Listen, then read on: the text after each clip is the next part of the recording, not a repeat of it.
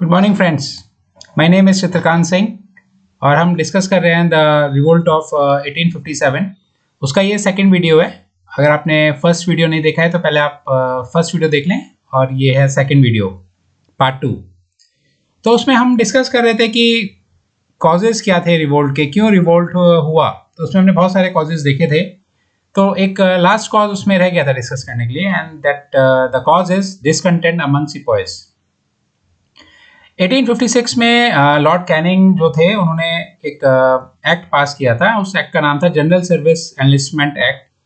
उसका वो एक्ट ये बोलता था कि जो भी रिक्रूटमेंट होगा बंगाल आर्मी में, उनको एक लेटर साइन करके देना पड़ेगा, अंडरटेकिंग, कि अगर ज़रूरत पड़ेगी तो उनको कहीं पे भी भेजा जा सकता है, एंड दैट मीन्स कि उनको इंडिया के बाहर भी भेजा जा सकता है। सो अगर इंडिया के बाहर भेजा सकता है तो ये माना जाता था कि भाई अगर कोई सी को क्रॉस करके बाहर जाएगा तो मतलब he will lose his cast. So that was the big you can से रिसेंटमेंट, मतलब वो बहुत एक तरह से एंग्विश पैदा किया उसने सिपॉयज के अंदर। फिर अब अगर हम बात करें कि ये एक मेजर एक रीज़न हुआ। फिर सेकंड रीज़न था कि जो इंग्लिश सोल्जर्स थे उनको जो सैलरी मिलती थी, तो उसके कंपैरिजन में जो हमारे इंडियन सोल्जर्स थे उनको मतलब सैलरी कम मिलती थी। सो ये डिफरेंशिएशन था, ये मतलब एक अंतर था उनकी सैलरीज और हमारी सैलरीज में। सो नॉर्मल सी बात है कि if we do same kind of work तो हम चाहेंगे कि हमारी सैलरी सेम हो, एंड इसलिए एक ये भी एक रीज़न बना। Indian sepoys they were not happy, वो खुश नहीं थे क्योंकि उनकी सैलरीज कम थी। थर्ड इसमें रीज़न था कि जो हमारे इंडियन सिपॉयज थे उनको हमेशा डिस्क्रिमिनेशन फेस करना पड़ता था। तो डिस्क्रिमिनेशन दो तरह से होता था, एक तो रेशियली कि हम इंडियंस थे, सो एक तो उस वजह से, और दूसरा जब प्रमोशन की और प्रिविलेजेस की बारी आती थी तो भी हम लोग को उस हिसाब से नहीं मिल पाता था, ना तो प्रमोशन हमें मिलते थे ना प्रिविलेजेस मिलते थे। सो हमेशा डिफ्रेंसिएशन रहा, मतलब हमारे बीच में और ब्रिटिश सोल्जर्स में। सो ये तीन कारण बने जिससे कि सिपॉयज के अंदर बहुत ज़्यादा डिस्कंटेंट था। चलिए आगे देखते हैं। Beginning and spread of the revolt. अब रिवोल्ट जो था 1857 का, जो कि एक बहुत मेजर एक यू कैन से स्टेप था टुवर्ड्स इंडियन इंडिपेंडेंस। तो क्या मतलब कैसे स्टार्ट हुआ, what was the spark of the revolt, the question comes in our mind कि व्हाट इज द स्पार्क, कैसे हुआ। सो इट स्टार्टेड कि एक न्यू राइफल इंट्रोड्यूस करी थी इंग्लिश ने, and that was called Enfield rifle. So Enfield rifle जो थी उसमें क्या था, मतलब ये था कि उसका जो कारतूस था वो कैसे बनता था, वो बनता था बोन डस्ट में आटा मिला के। तो ठीक है, तो जब उससे मतलब क्या हुआ कि भाई रिलीजियसली वो कहीं ना कहीं हिट किया, क्योंकि पहले आपको कारतूस को मुंह से काट के और फिर उसको फिल करना पड़ता था गन के राइफल के अंदर, फिर वो राइफल चलती थी। सो इससे बहुत डिसअफेक्शन हुआ सिपॉयज के अंदर, एंड दे फेल्ट कि उनके रिलीजियस रीजन के साथ एक तरह से खिलवाड़ किया गया है। एंड जो कार्ट्रिज थी it was made up of beef and pig fat. So ये दोनों ही एक चीज़ें, मतलब दोनों ही रीजंस ने कंट्रीब्यूट किया कि सिपॉयज के अंदर बहुत ज़्यादा डिसकंटेंट होने लगा, क्योंकि हमारे एज पर अवर हिंदुज़म, हमारे धर्म के हिसाब से, हिंदू धर्म के हिसाब से गाँव को बहुत सीक्रेट माना जाता है। गाँव को हम लोग कहते हैं हमारी गाँव हमारी माता है, तो इनको बहुत सीक्रेट माना जाता है। एंड पिग का फैट को यूज़ करने के लिए मुस्लिम्स के लिए इट वाज अ टैबू। सो दोनों ही कारण थे, दोनों ही जो इम्पोर्टेंट रीजंस थे कहीं ना कहीं उसको हिट किया इस तरह से कार्ट्रिज को यूज़ करने में, and both the communities were against it. तो सिपॉयज दे फेल्ट कि अब इस तरह से अगर हम राइफल यूज़ करेंगे एंड कार्ट्रिज यूज़ करेंगे तो our religion is in grave danger. और जैसे कि हम सब लोग जानते हैं कि हमारे देश में, हमारी कंट्री में, religion plays a very significant and important role in our lifes, and it is very important for our survival. So this was the spark, this was the ignition of the revolt. Next is the beginning and the spread of the revolt में कि starting point कहाँ से हुआ, कहाँ से शुरुआत हुई. So the Meerut incident से भी पहले हुआ क्या कि the 19th Native Infantry at Behrampur ने मना कर दिया कि भाई हम ये एनफील्ड राइफल जो है हम तो इसको यूज़ नहीं करेंगे, and broke out in mutiny in February 1857। And इसके अगेंस्ट में वो एक तरह से उन्होंने मतलब they break out in mutiny, उन्होंने इसके अगेंस्ट में हो गए वो।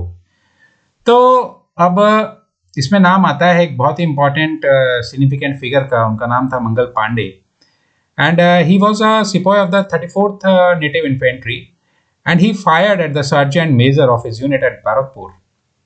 मतलब he was so you can say anguish, he was so angry with what was going on, and इसकी वजह से he fired at the sergeant major of his unit. So this was the starting point of the revolt, and he was overpowered and executed on April 8th. और फिर उनको पकड़ लिया था और उनको execute किया था, उनको मार दिया था 8th by hanging him on 8th of April. Second is the Meerut incident on April 24th. अभी dates थोड़ा सा हम sequence wise dates हैं तो इनको देख लेंगे। 24th April को 90 men of the 3rd native cavalry they refused to accept the greased cartridges.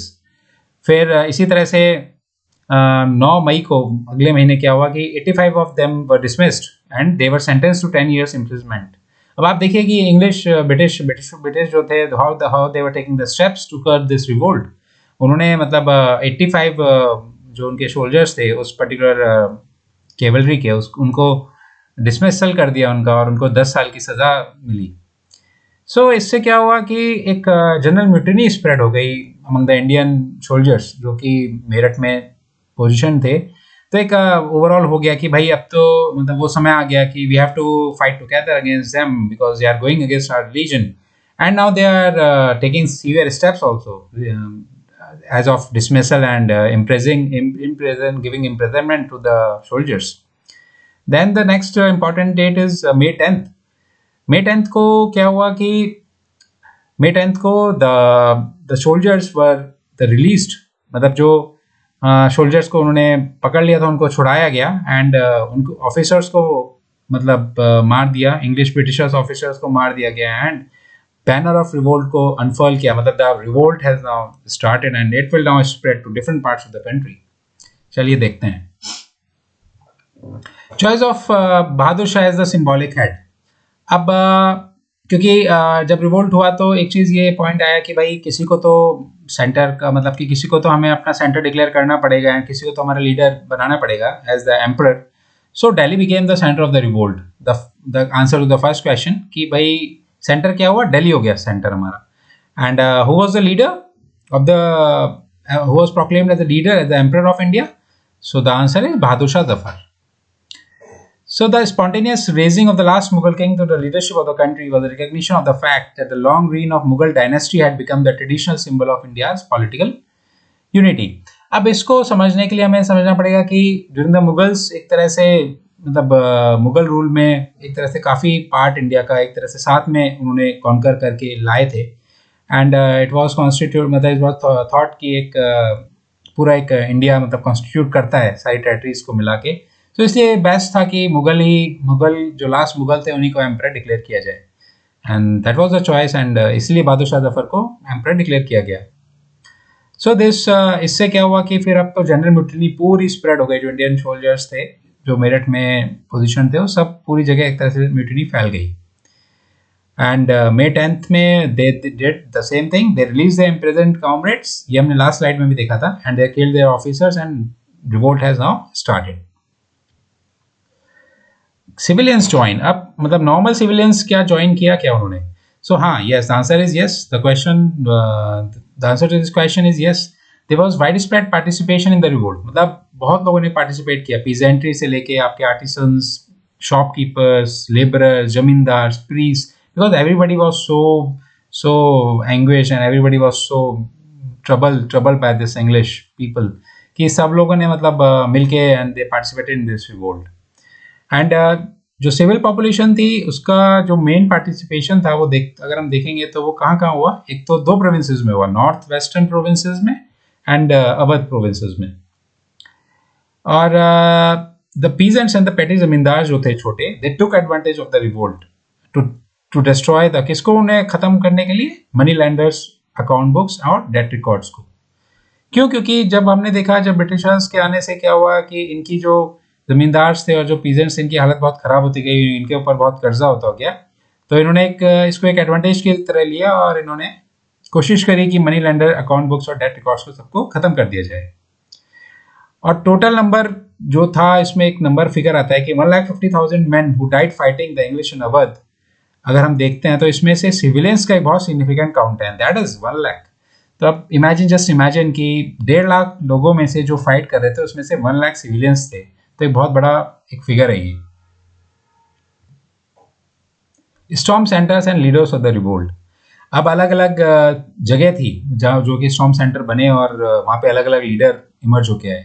सो दिल्ली में the leadership was in the hand of the Mughal emperor Bahadur Shah, और उनके अंडर में ही दिल्ली की लड़ाई लड़ी गई। एंड द रियल कमांडर जो थे उनका नाम था general Bakht Khan, who led the revolt of Bareilly troops and brought them to Delhi. जो पहले बरेली में लड़ाई करी उन्होंने, दे फॉट इन बरेली, और फिर वहाँ से ट्रूप को लेके वो दिल्ली आ गए। And he was assisted by a court of soldiers, और उनके साथ और भी सोल्जर्स आए। और जो कोर्ट था, it consisted of 10 members, 6 from the army and 4 from the civilian departments. So Delhi में, so the war was fought under the leadership of General Bakht Khan and under the symbolic leadership of the Mughal Emperor Bahadur Shah. Kanpur, अच्छा, अब कानपुर में भी revolt spread हुआ। Okay, तो ये हमें समझ में आया। तो कानपुर में कौन था? Nana Saheb was the leader. And who was Nana Saheb? वो थे adopted son of the last Peshwa Bajirao second. So हम देख रहे हैं कि कानपुर में भी रिवोल्ट हुआ। तो उन्होंने क्यों लड़ाई लड़ी? वो इसलिए क्योंकि उनको फैमिली टाइटल रिफ्यूज किया गया था। एंड ही वॉज, उनको जो पूना से उनको बैनिश कर दिया गया था। उनको बोला था कि आप यहाँ से चले जाइए। And he was living near Kanpur, so he was waiting for such opportunity to revolt against the British.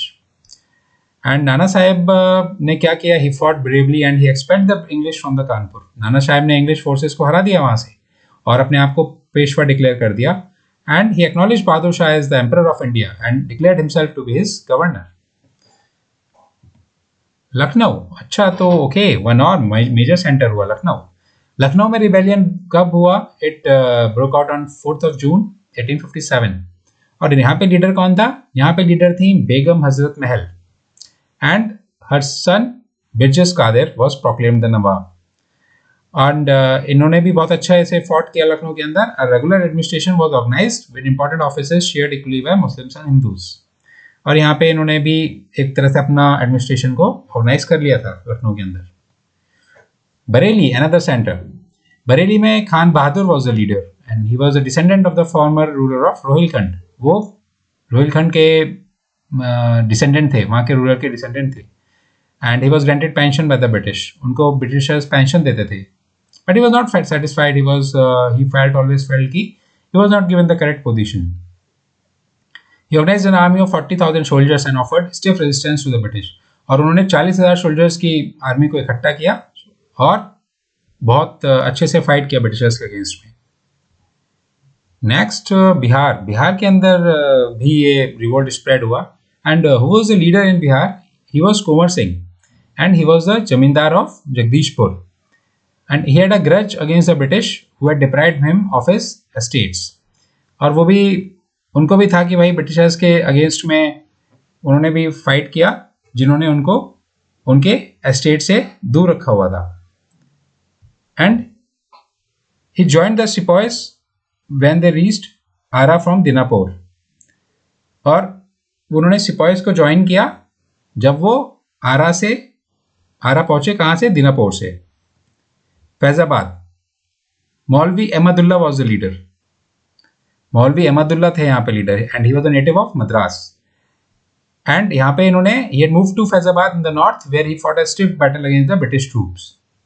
And he emerged, important अब क्या है कि he emerged as one of the revolt's acknowledged leaders. Next important center is Jhansi. And we all know that कि झांसी में who was the leader? And it was obvious, Rani Lakshmibai. She was the widow of Raja Gangadhar Rao. And यहाँ पर क्या हुआ था कि Lord Dalhousie जो थे गवर्नर जनरल, उन्होंने बोला था कि उनके जो सन थे उनको, वो क्योंकि वो अडॉप्टेड सन थे, तो उन्होंने बोला था कि ये अगले किंग नहीं बन सकते एंड क्योंकि उनके हस्बैंड की डेथ हो गई थी, लेकिन उन्होंने बोला था कि ये किंग नहीं बन सकता उनका son, because he is the adopted son. और उन्होंने लॉर्ड डलहौजी ने उसको स्टेट के ऊपर कब्जा कर लिया था by the application of doctrine of lapse. ये उनकी इंग्लिश की एक पॉलिसी थी, डॉक्ट्रिन ऑफ लैप्स, उसके थ्रू उन्होंने कब्जा कर लिया था। और she was join by Tantya तोपे, जो कि नाना साहेब के क्लोज एसोसिएट थे after the loss of Kanpur. तो रानी लक्ष्मीबाई की मदद किसने की? तांत्या तोपे ने। Next important centre is Baghpat. यहाँ पर लीडर थे Shahmal and he was the local villager in Pargana Baraut, Baghpat के अंदर आता है, तो वो वहाँ के रहने वाले थे। He organise the headman and peasants of 84 villages. उन्होंने क्या किया, 84 देश, मतलब 84 विलेजेस में घूमे। He went there and he convinced, वहाँ पे उन्होंने सबको कोशिश की, सबको समझाया कि भाई ये समय आ गया, अब हमें फाइट करनी ही पड़ेगी ब्रिटिशर्स के अगेंस्ट में, नहीं तो बहुत प्रॉब्लम हो जाएगी। And he marched at night from village to village urging people to revolt against the British supremacy. और लोग उनके साथ आए और उन्होंने गवर्नमेंट बिल्डिंग्स को अटैक किया, bridges, destroyed the bridges over the rivers and dug up metal roads partially to stop government forces from coming into the area। और उन्होंने इस तरह से किया कि मतलब एक तरह से पूरा कंट्रोल करने की अपना कोशिश करी। अब ये हमने इसको एक समराइज कर दिया एक पर्टिकुलर स्लाइड में, और यहाँ पे आप देख रहे हैं कि रिवीजन के लिए कि भाई कौन सा सेंटर था रिवोल्ट का और लीडर का क्या नाम था। सो एक बार चलिए रिवाइज कर लेते हैं। सो दिल्ली में the name of the leader was general Bakht Khan, Baghpat के अंदर the leader was Shahmal, Bareilly में खान बहादुर, लखनऊ में बेगम हजरत महल, कानपुर के अंदर नाना साहेब, झांसी के अंदर रानी लक्ष्मीबाई, फैजाबाद में मौलवी अहमदुल्ला एंड बिहार में कुंवर सिंह। सो ये था कॉज ऑफ द रिवोल्ट और उसके leaders. Thank you so much friends. अब thank you so much for watching my video. अब इसका थर्ड पार्ट आएगा जिसमें हम इसके बाद का देखेंगे। Thank you so much.